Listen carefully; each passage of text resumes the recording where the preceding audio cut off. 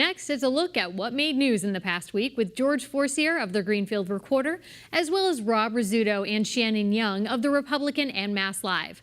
There was a lot to discuss, and we started with an immigration issue in Springfield, where South Congregational Church has offered sanctuary to a woman facing deportation to her native Peru. I don't think we were surprised. We kind of saw this trending this direction since the church first announced it was open to taking immigrant facing deportation in. The mayor's kind of steadfastly. We saw that last June. They were kind of made the space available. Yeah, it's been a while now, and so when he followed through on that promise, not a surprise. They went through there today, found a couple minor code violations, something relating to a window not being able to open. Nothing major, all things that would still allow her to take residence there. Right. The inspector said that she can, it's basically a paperwork issue at this point. Want to prove that this has been an apartment that the church has been able to be used as a residence, right? Yeah, and just a short time later, the mayor put out a statement basically saying, the city's doing its part to ensure that the building is safe to be occupied, kind of softened his stance just a little bit. Because we heard from him last week saying he's very concerned about potential loss of federal funding, which, that's tied up in the courts right now anyway. So not sure quite where he was going with that, but you're right, he kind of backpedaled. Is that his actual motivation? Is he worried about the city losing money, or is he? I think that's part of it. I mean, the mayor has been working with the Trump administration on infrastructure issues. When Trump first announced the sanctuary city order, came out and said, we're not a sanctuary city. This is the mayor who said this. Right, yeah. Right. The mayor said this. He said we're not going to jeopardize millions and millions of dollars in federal funding. It's not really clear whether or not that's something that can even be done. A lot of people have raised questions over whether that's even constitutional. They've pointed to the Supreme Court's ruling on the Affordable Care Act saying you can't, hold money from cities and towns, that's used for police departments, for health care, all over another entirely separate issue. Right. So it's kind of interesting how the mayor's positioned himself on this issue. It kind of seems like he wants to not really tip the city's hand at all as the administration is looking at funding for not just sanctuary cities, but also for infrastructure projects for other things coming down the pike. Let's talk about Ms. Collazo for a minute. She is currently the woman who's in sanctuary at the church where the church is providing her space for her and her 2 children. Interestingly, she's married to an American citizen. So I have been asked repeatedly this week, how is it that if she's married to an American citizen that she doesn't already have citizenship status? And I did a little research, and what I found is it doesn't guarantee you that status, but what it does is kind of move you up in line. But what do we know about Ms. Collazo? Well, she's been living in the city for several years, has assimilated to life here. Her kids were in school here. Maybe, Rob, you've got some more background on her, but she is somebody who's pretty well embedded in the community. Yeah, she's been here for 16 years. She says that she started working here immediately upon arrival, started off working in the fields, transitioned into maintenance. She's lived in the same house for 16 years now, until moving into the church. She's definitely ingrained in the community. So she's not someone that you think is a national security risk or a danger to the public? Definitely. And some people had a question, why does she have a GPS bracelet on her ankle? And the answer is that Immigration's Customs Enforcement put it on her to track her until she was deported. She was scheduled to be going back to Peru, her native country, and then she reached out to the church. Absolutely. So that's where we are on this issue. We'll keep watching it. Let's look at criminal justice reform. Big news this week that it's headed to the governor's desk. It took years. We had people, Senator Hines and some others were on the show earlier this year saying that they were hopeful that it would be done by the end of January. We're now in April, but it is headed to the governor's desk where, this took a while to get there. Yeah, this has been a long time coming. As far as what we're kind of seeing with the finished product is a lot of people have worked on this. There's been a lot of input, but it's kind of reflective of the shift toward rehabilitation versus punishment. It's been something that we've seen work here in Hampden County as far as retired Sheriff Michael Ash is concerned, and some of those programs being carried on by new Hampden County Sheriff Nick Hochie.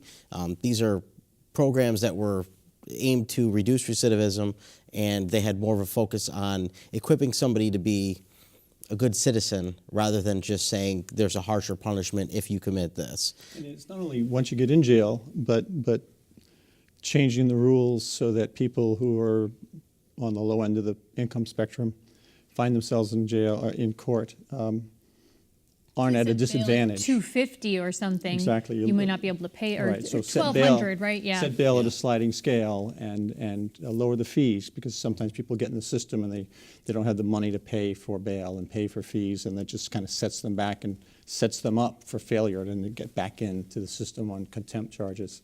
It also reduces the amount of people that will be filtered into the system. Some of that's through the changing of charges, and just. Well, the felony larceny, I think was what you're referring to, is a good Yeah. example where before you could get a felony on your record for stealing something valued at $250.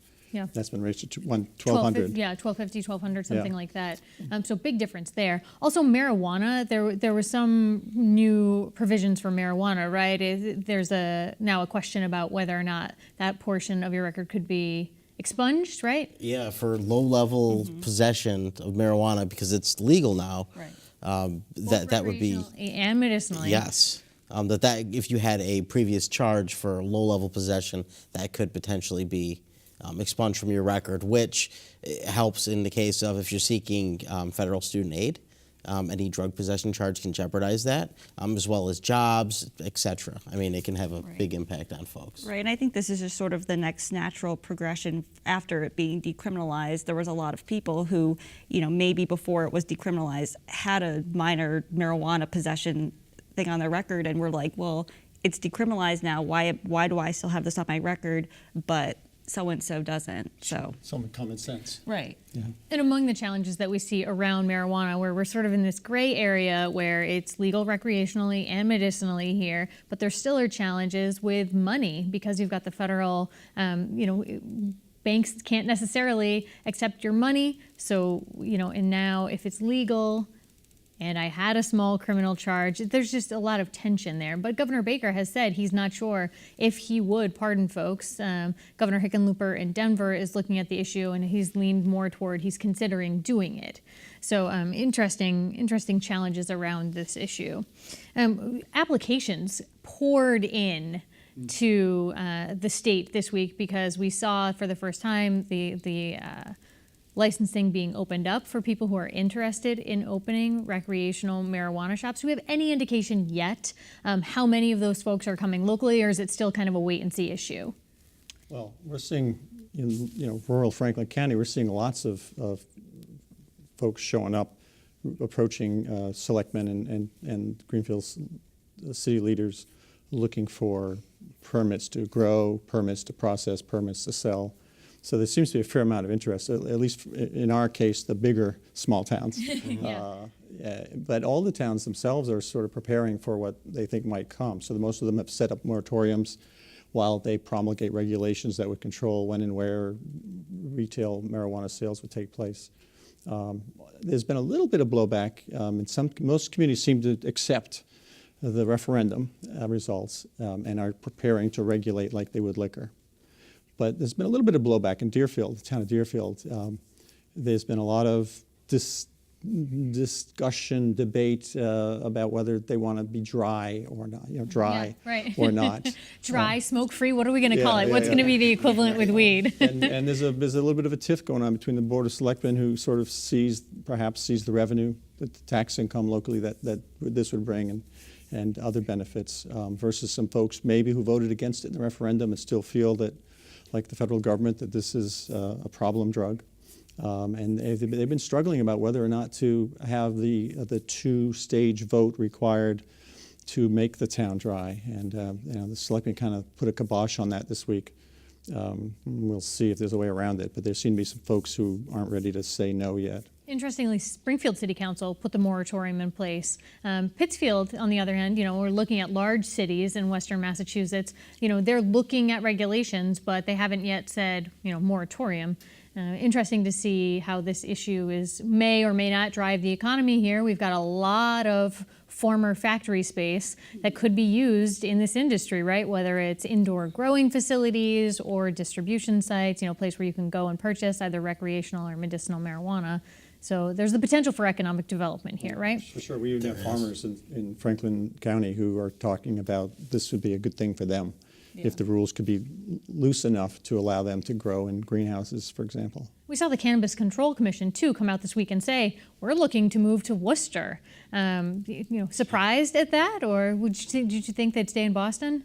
I wasn't that surprised to see that. I think if you look at where they were in Boston, it's kind of close to the seaport, an area that's being really built up. There's not a lot of parking, not a lot of access for public to go to these meetings, or not easily available for them to go out and check different areas of the state. I think by moving to Worcester, it makes it easier for them to go to any of these farms out in western or central Massachusetts who are going to be probably doing a bulk of the growing. And also, office space is cheaper in Worcester than Boston, so. Yeah. Interesting also around this issue, we saw potential gubernatorial candidate Jay Gonzalez to come out this week and say, as a way to help sort of curb the cost of opioid expenses, he wants to see insurance companies cover marijuana if you have a prescription for it. Do you think this is going to be a trend now where other candidates are going to come on board, or do you think he'll stay sort of as the lone wolf in this category? I think there may be some move for some candidates to come on board. It seems in the gubernatorial race, a lot of the Democratic candidates agree on most issues.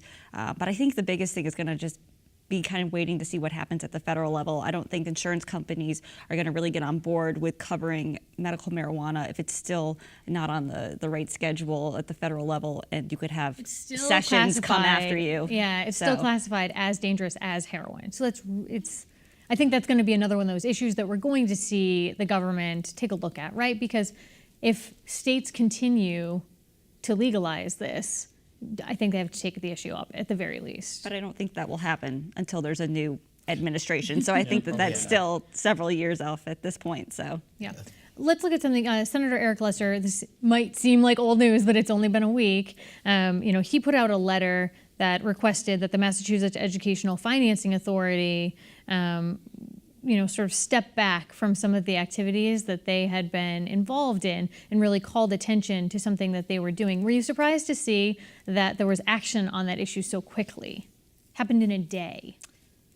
I wasn't surprised. The whole issue in question was a reading of a policy from Secretary Betsy DeVos at the Department of Education, and she is not a popular figure in Massachusetts, among state lawmakers, among federal lawmakers in the state. I think MIFA wanted to kind of not ruffle too many feathers there. It's the financing authority, exactly. MIFA. They might not have really known too much about the lobbying that was going on behind the issue. A lot of times these groups join these bigger lobbying associations. They're not aware of every single policy going on. I think as soon as it was, a big waves were made about it, I wasn't surprised that they quickly sort of backed off of it. Yeah. Let's talk about ladies in the legislature, right? We saw recently in Massachusetts that a lot of women were holding seats at the state level. Now we've seen some people announce that they're not going to run for re-election. But we look at Representative Kulik's seat, a lot of women running. So is the potential that we might balance this back out? Well, no, because that's just one seat. Well, right, but sorry. But what's interesting to see is the huge interest in women running for the legislature just in Franklin County. There might be 9 candidates now. I've lost track, which is really unheard of. I mean, it's to have that many candidates interested in one seat, and of those 8 or 9, 5 are women. There's a former congressional and legislative aide who now runs the Franklin County Chamber of Commerce. There's a lawyer/farmer from one of the Hampshire Hill towns. It's a really interesting group of people, all of whom have I think, accomplished themselves and are involved in issues that the legislators would be involved in and would care about. Another thing you have to keep in mind, too, is that even though there might be a little bit of a shift of women in the legislature, there's a lot more women now who are running for Congress, which we haven't seen in decades in Massachusetts. And so I think maybe women who might have previously said, well, I'll just run for a state house seat, are now saying, you know what, I'll run for Congress, I'll run for governor, I'll run for lieutenant governor. They're aiming higher. Exactly. And with the whole push after 2016, we've seen a lot more women running for office just in general across the country. Speaking of running for office, State Senator Stanley Rosenberg has a challenger now. Do you think that he would have had a challenger were it not for the complications that his former spouse has seen now? No. No. Firm. Definitely not. No, I don't think so either. He was, rock solid until this scandal broke out, and now he seemed to be vulnerable. I think it's hard to run against an incumbent, especially an incumbent who is the president of the Senate. You don't want to step on any toes in the party. You don't want to hurt your chances of running for future office. But I think once he was sort of hit by that scandal, people said, you know what, maybe he's not as, untouchable as we think he is. All right, we're going to leave it there for this week. Thanks for coming in.